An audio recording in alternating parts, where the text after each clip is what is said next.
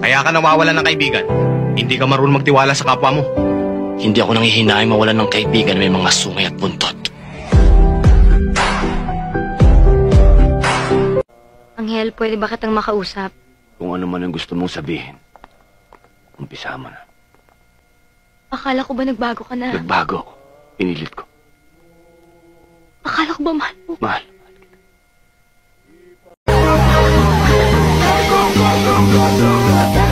Sino siya? Labas-pasok ako ng bilibid. Kung di hold up, trouble ang asunto ko. Marunong akong kumilara ng ano. Pero kapag ako ang ginagawa, mas masahol pa ako sa ulul na aso.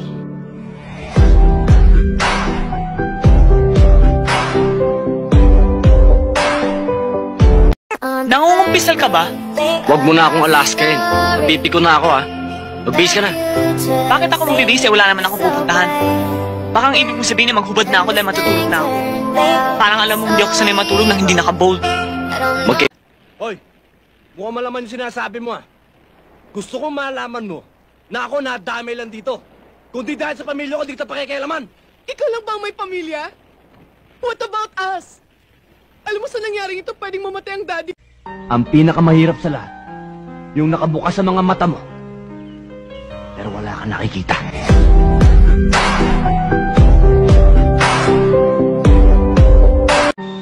Marami na ako nagawang kasalanan. Palagay mo ba, tatanggapin pa ako ng langit?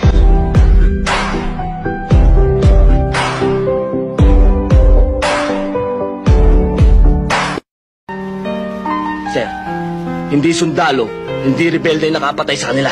Ang nakapatay sa kanila, yung hayop na gera na yan!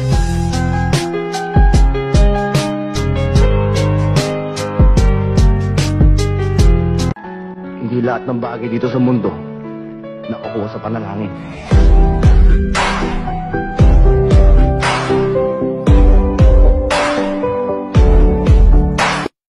Kaya kong isanla ang kaluluwa ko sa impyerno.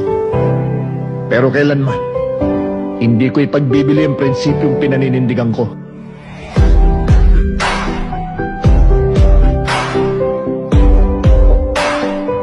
Alam mo kasi ko ginagalang ko mga babae. Ang babae minamahal at hindi sinasaktan.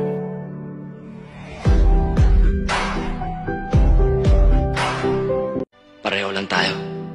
Umaasa sa bahala na. Kung mabubuhay, swerte. Kung mapapatay, malas.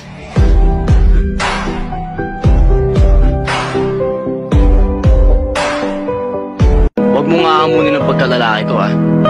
Baka mapasubo ka.